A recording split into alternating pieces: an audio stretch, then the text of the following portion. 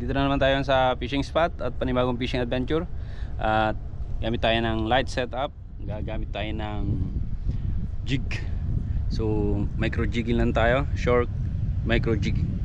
Gamit natin itong ating Shimano Sedona 2500 at itong ating light na rod, Kangkeg Jagero.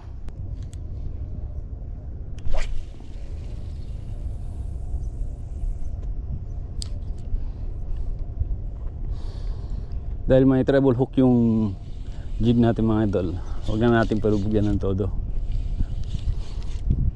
Tansyahin na lang, tansya na lang. Tapos bago sinet yan na may treble hook, tinanggap ko na sa sarili ko na mododonate.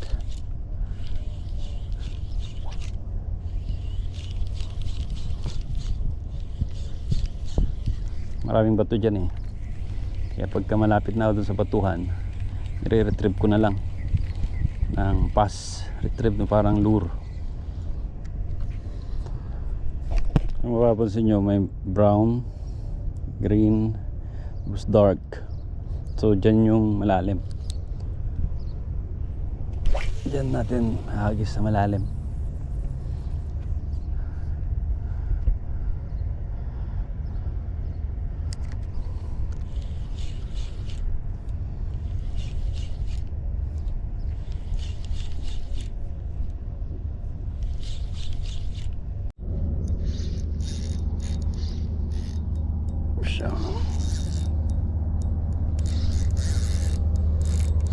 Ay.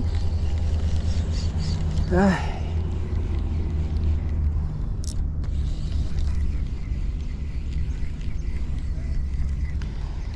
Unhook, naputol.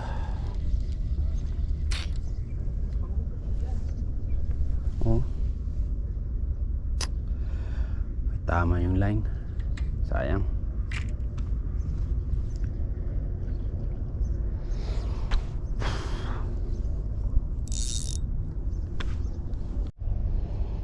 Yan, nag-reset tayo ng same jig at bago na ulit yung ating FG nut.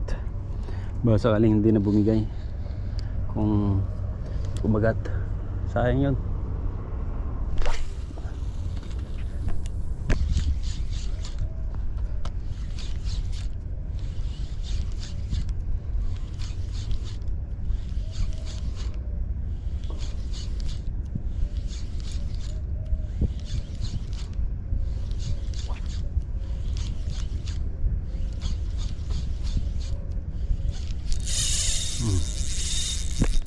Ay, nasabit talaga. Hala, may paturon.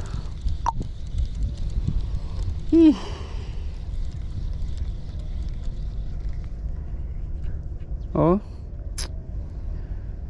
may pinagsasabitang bato. Pag nasa spot ako mga idol at napuputulan ako ng line, gumagawa ako ng FG nut. Ganito ginagawa ko. Tinatansya ko tong line hanggang sa first ring guide. Sinalagay ko yung ring guide dyan, tapos pinupulupot ko. Tapos yan, may tension na itong line. Saka ngayon lalagay ito dito sa aking ililiit. Yan. So pwede na ako mag-start gumawa ng FG nut. Ito yung ating line. Pangalawang gawa na natin to. At dalawang beses na rin tayo na donate.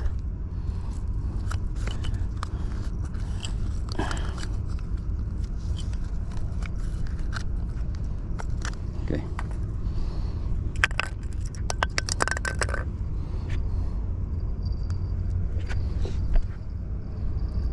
Ano tayo?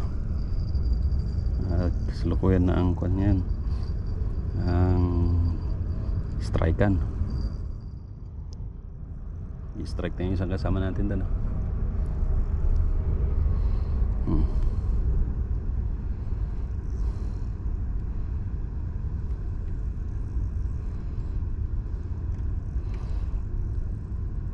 Yeah, ganito lang ako gumawa ng FG nut.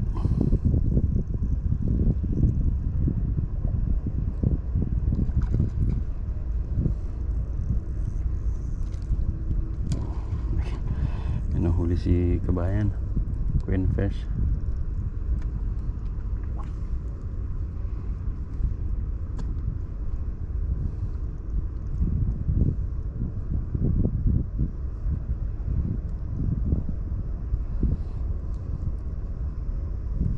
Ano? Oo, queen fish.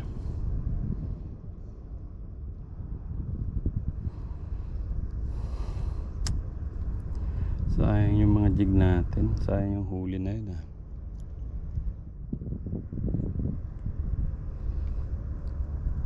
Yan.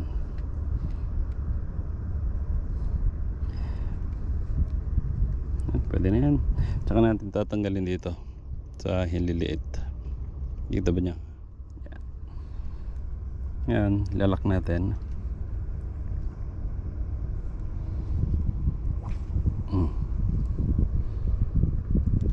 Pansin nyo, binitawan ko na kasi nakalak na yan. Tsaka natin higpitan. Okay.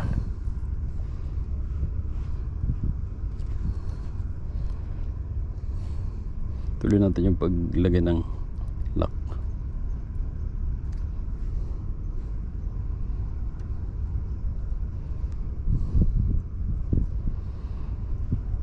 Tapos gawa tayo ng Resuto finish. Gawa lang tayo ng parang letter D. Diyan sa loob na yan, dyan natin patadaanin yung line.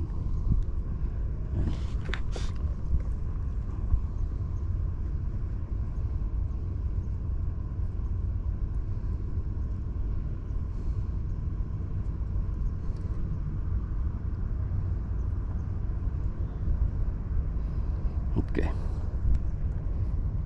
Tsaka ito, pabalikan na lang, kukontra dun, opposite.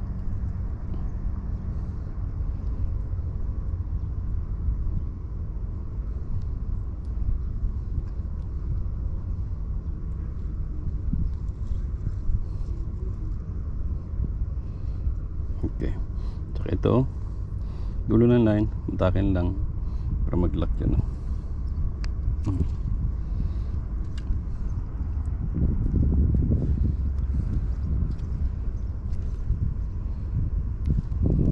So ayan, meron na tayong FG net. Cut na natin itong mga dulo ng line, tsaka itong braid.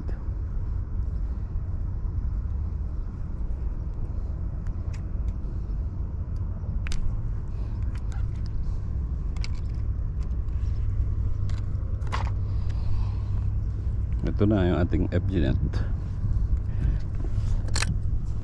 Yan, putulin na natin to, itong ating leader line. Saka natin tanggalin na yung pagkakawa. Tapos maglalagay tayo ng snap. Gamit tayo ng improved clench nut.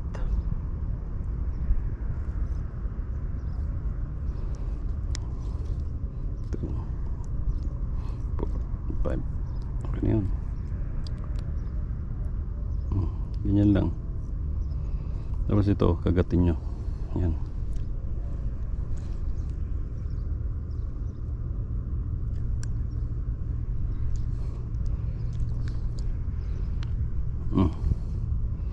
Yan na, improve cleanse na.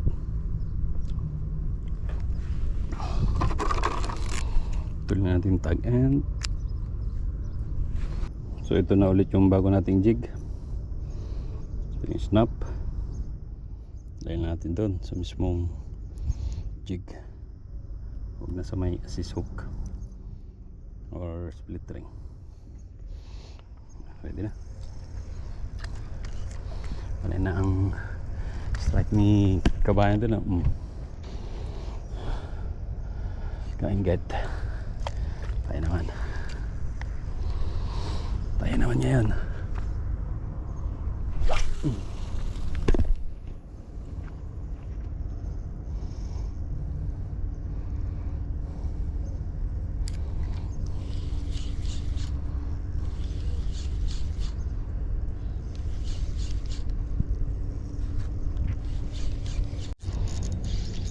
Sabit na naman.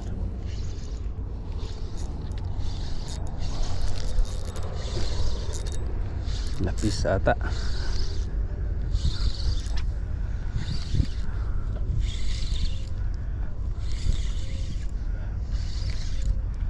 Lapis nga. Lapis ang mga dumalis ha.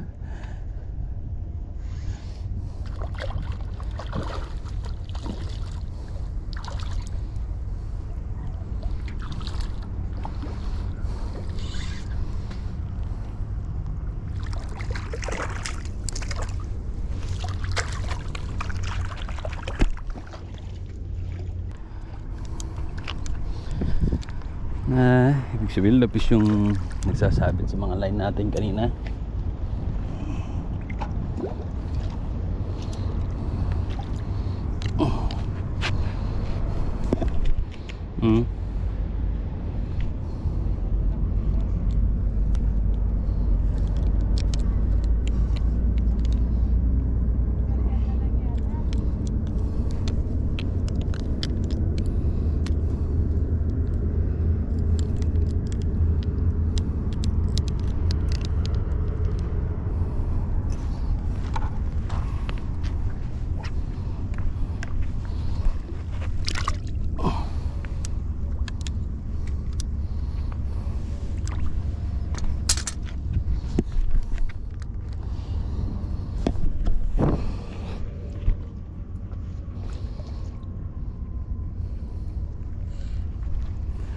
Okay.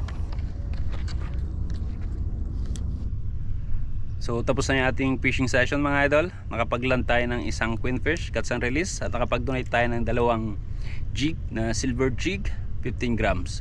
So hanggang sa muli mga idol. Thank you so much and God bless.